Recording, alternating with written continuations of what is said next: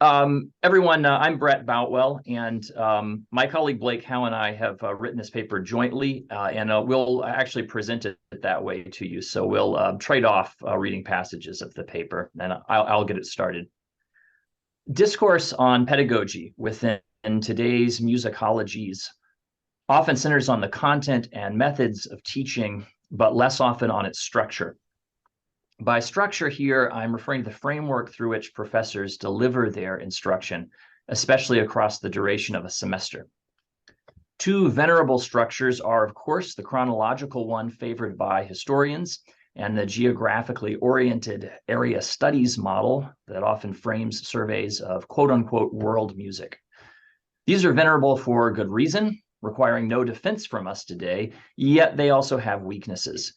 Structural paradigms of any kind exert a powerful but often invisible force in the music classroom, limiting our day-to-day choices and constraining our creativity without our awareness. When we attempt to innovate within their confines, we begin to resemble the hapless figures in two classic allegories from the ancient world, people who find themselves stymied by impediments they can't see. We may feel, for example, like the titular protagonists in the tale of the three men and the elephant. Each grabs hold of a different part of the giant animal, trying to understand it by touch alone, but none can grasp the whole. And as a result, they make no sense of the creature standing before them. Or maybe we're better compared to the prisoners in the allegory of Plato's cave. Chained within the cave, they seek to understand the broader world, yet never realize that the shapes before their eyes are merely shadows cast from the light outside their dark prison. In either case, forces inhibiting our own enlightenment remain mysterious to us. We can't grasp the nature of our problems because frameworks ill-suited to our goals hold us back. In this talk, we certainly don't promise you enlightenment. You're on your own there. But we can offer anecdotal evidence of our own escape from the cave, our own efforts to make the elephant whole. It was an effort to sidestep familiar pedagogical structures that led us to undertake a revision to our history curriculum at Louisiana State University. In 2016, we decided to begin our 4-semester history curriculum with a new one-semester course for first-year music majors titled The Musician in Society. In this course, we sought to examine music making as a social activity dependent on human collaboration, whether among individuals working together in a single moment or among actors in the broader circulation of musical ideas and practices. We sought to frame the notion of music making in thickly cultural terms, concerning ourselves not just with people who sing, play instruments, or compose, but with the wide array of social agents whose interaction brings music into the world. To meet these goals, some of which you undoubtedly share, we developed a novel structure. We chose to organize our course according to the roles people play vis-à-vis one another in the context of music making, devoting a unit of the course to each such role and asking students to consider how the roles intersect. Our 12 roles include familiar ones, such as the performer, but also less commonly explored ones, such as the teacher, instrument maker, patron, and facilitator, by which we mean people who organize, manage, or produce musical events. We address the composer, of course, but also the adapter, that is, people who arrange, orchestrate, translate, or otherwise adapt a musical practice to some new context. Due to music's close affinity to physical movement, we consider the dancer to be an important musical role. We also examine music's circulation in society through roles such as the influencer, think critics, promoters, tastemakers, the conservator, archivists, community elders, song catchers, and the disseminator, scribes, publishers, broadcasters. And we launch each semester by examining the listener, a role often neglected in music classrooms. We make no claim that our list is exhaustive, that our roles are mutually exclusive, or that their meanings transcend cultural boundaries. They are not and do not. Interrogating such matters is, in fact, intrinsic to our pedagogy. In designing this course, we had several more goals. First, we sought to introduce students to an array of musical practices and musical ontologies spanning historical epochs and global regions. Second, we wanted to present our diverse examples of music in a non-hierarchical framework in which no single approach to music making would register as normative and another tokenistic. Third, we set out to include a far greater number of people from historically underrepresented groups. Fourth, we sought to decenter the role of the composer and performer in our classrooms, forcing them to share the stage with other types of musicians. Fifth, we wanted to encourage students to think creatively about the different futures that might lie before them in the field of music someday, including non-public facing occupations. And last, we tried to establish a modular framework that would allow the course's various instructors across different semesters to pivot among topics according to their own preferences and strengths. Although our course interweaves musical traditions of the past and present, the global and the local, it is emphatically not a synthesis of quote-unquote music history and world music as conventionally conceived, nor a replacement for either. Rather, it's an attempt to find an alternative curricular model, a new structure, for the humanistic study of music. While perfection is unobtainable with such lofty goals, our model has proven successful for our own purposes, and now we find ourselves working to spread the message. The reason is simple. Several years ago, we were approached by the publisher W.W. Norton and offered a contract to write a textbook based upon our course. Having passed through several phases of peer review, our textbook, The Musician in Society, is nearly complete. And in the remainder of our presentation, we'd like to take you on a tour through its pages. So each of the aforementioned 12 roles constitutes a chapter in our book. And for each chapter, we offer 8 self-contained case studies focused on named individuals.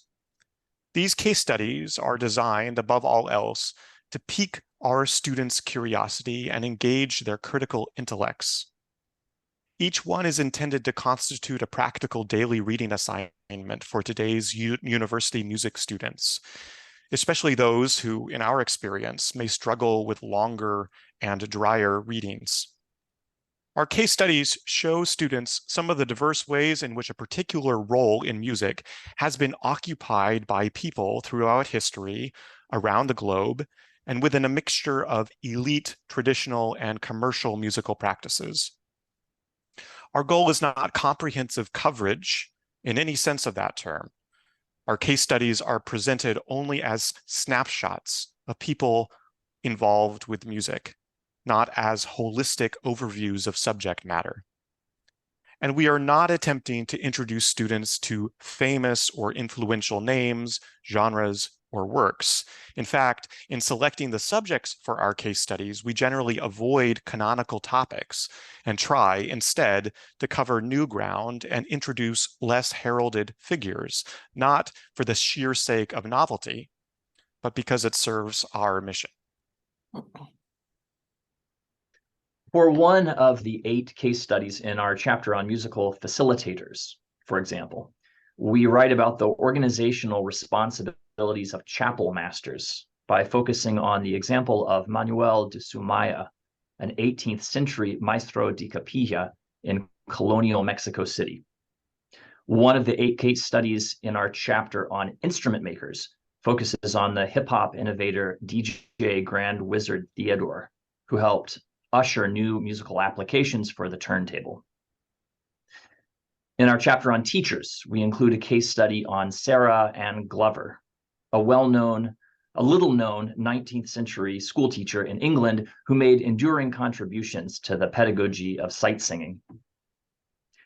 Our chapter on musical conservators examines the activities of Komitas, who transcribed traditional songs of his fellow Armenians in the late 19th and early 20th centuries.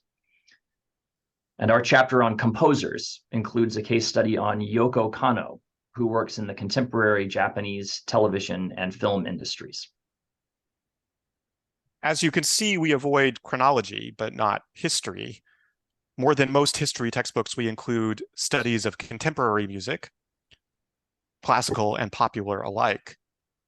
More than most world music textbooks, we include studies of non-Western musics of the distant past.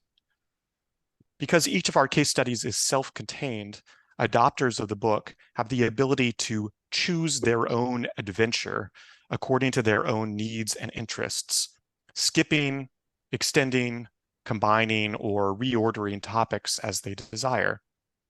So let's imagine an instructor interested in tailoring their course toward global music history. They might choose to explore the Sufi notion of sama, or spiritual listening, through our case study on the 13th century Persian poet Rumi, who wrote of his experiences with the practice. That case study can be found in our first chapter on listeners. Then they might assign students to read a case study on the Tiefenbrücker family of Renaissance luthiers and the multinational networks of commerce that they traded in. The Tiefenbrückers appear in our second chapter on instrument makers. Next might come a case study on the Guru Alauddin Khan of Hindustani classical music from our third chapter on teachers. And options from later chapters include case studies on Queen Liliuokalani of Hawaii and her activities as a composer, on the piano arrangements of traditional Norwegian fiddle music by Edvard Grieg from our chapter on adapters, on Edmund Yafil, an impresario in the early 20th century Algerian music industry from our chapter on facilitators, and on the Malian jelly Balafaseke Kuyete and his descendants, whom we discuss as musical conservators because of their stewardship of a 13th century balafon and the oral traditions of music making associated with it. Many other such pathways can be chosen according to the interests of students and the pedagogical strengths of instructors. These include pathways built on themes specifically concerning race and ethnicity, gender, national politics, and social justice. They also include pathways tied to particular repertoires, including contemporary music, popular music, or oral traditions. One could even use the book exclusively to discuss the notated music of Western Europe, although such an approach would run counter to the text's philosophical orientation. In our own classroom, we devote a week or so to each of the 12 chapters, choosing 2 or 3 contrasting examples from each. Consider, for example, our chapter titled The Patron. Students are exposed to the concept of patronage through our chapter introduction, which frames the case studies that follow. Then they may be asked to read about Winnaretta Singer, who commissioned compositions by modernist and avant-garde composers in early 20th century France. Next, we might explore patronage in a non-remunerative sense, in which a backer provides resources other than money. Here, students might read our case study on Chia Siata, who provided rehearsal space, food, and moral support to sambistas in Rio de Janeiro during the same period, when Singer was funding Eric Satie, Igor Stravinsky, and others in Paris. Note the opportunity here for cultural comparison. Winnaretta Singer and Chia Siata are both classified as patrons in our book, yet the nature of their patronage differs in many respects. Another potential pairing could be made from our 2 examples of courtly patronage. Instructors might turn to our case studies on Ermengarde of Narbonne, medieval patron of troubadours, or on Akbar the Great of the Mughal Empire. Other case studies in the same chapter place their subjects in the crosshairs of complex moral and political quandaries. One concerns a patron of the arts who is also a notorious tyrant, Mobutu Sese Seko. under whom flourished the Congolese rumba master known as Franco. Another deals with John Harrison, a little-known grants administrator for the Rockefeller Foundation during the Cold War, and his role in funding the Argentinian electronic music Centro Latinoamericano de Altos Estudios Musicales. Yet another case study explores the ethical questions raised by the funding of George Frederick Handel by his patron James Bridges, whose wealth was earned in part through the transatlantic slave trade. The modular structure of the book empowers each instructor to choose their own content, but also grants them the leeway to embrace different philosophies of pedagogy on a day-to-day basis. We alluded to one such difference just a moment ago. Some instructors may welcome the opportunity to place culturally disparate case studies in dialogue with one another, comparing, as we just suggested, the patrons Winnaretta Singer and Sciasciata. Others may resist comparisons of music making that transcend cultural settings, instead treating each case study as an ethnographic snapshot rooted in cultural particularity. On that note, flash back to the start of this presentation. Did you find yourself objecting when we drew an implicit comparison between those two allegories from the ancient world, Plato's cave and the three men and the elephant? They were first recorded within 2 centuries of one another, but in different languages and in different parts of the world, Greece and the Indian subcontinent, respectively. Some among you might argue for the humanistic value of juxtaposing the philosophical messages of those two tales. Others among you might reject the terms of the comparison altogether, feeling that it strips cultural nuance from a Buddhist text to associate it with a Greek one, and vice versa. We'd like to think that our textbook and its structure can accommodate either point of view as it applies to music. Our interests in creating a flexible, adaptable text are informed by our knowledge that curricula are stubbornly resistant to change, especially when those changes cut across disciplinary lines and the credit hours that sustain them. Although some faculty have the freedom and motivation to design their own courses and to explore new disciplinary paradigms, this is not true for all instructors. And I speak from experience as a former adjunct. In large neoliberal universities, the burden of teaching introductory courses often falls on contingent or non-tenured faculty who are expected to maintain legacy courses like music appreciation, music history, and world music, and to ensure their continuity from section to section, year to year. We hope that you will consider our textbook for your own courses, naturally, but also that you might recommend it to your friendly local administrators for use in courses taught by contingent instructors, including those teaching general education courses. We feel it offers instructors a great deal of pedagogical latitude, allowing them to tailor the course material to topics that they are most passionate about.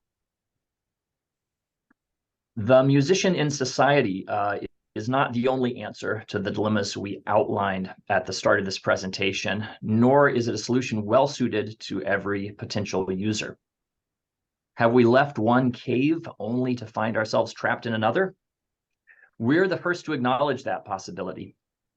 But our approach has proven to be a solution for the particular issues we faced, providing an escape from the once invisible constraints that held us back and prevented us from putting our pedagogical ideals into practice. So thank you for allowing us to tell you about it.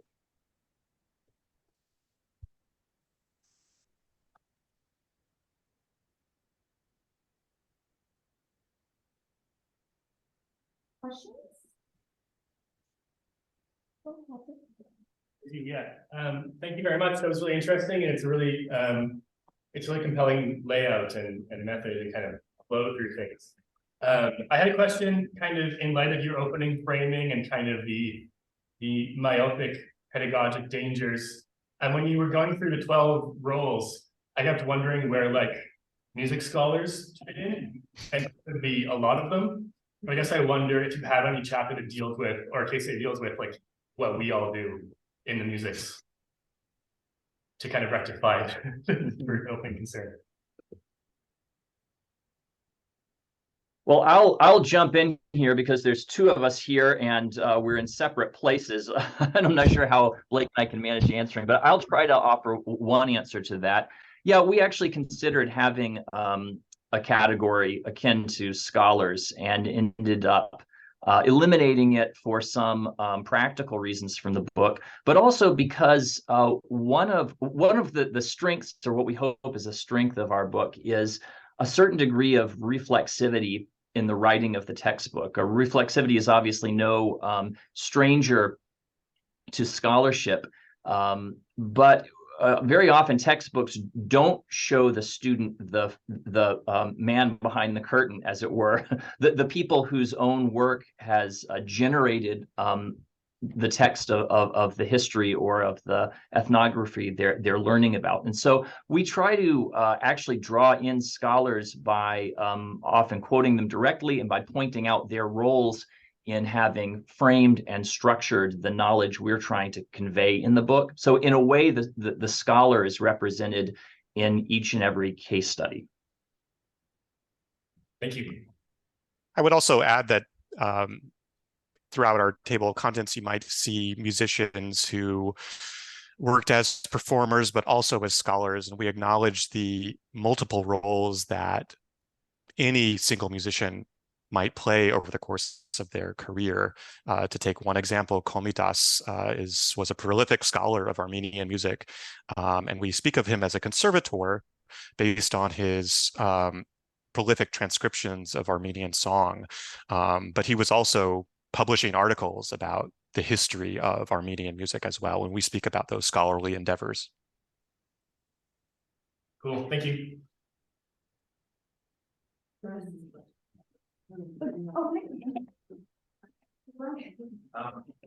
Thanks for that. I'm curious how music, as in like sound, appears or works in the book, if it does. Maybe you're not so interested in that, but I'd be curious to know.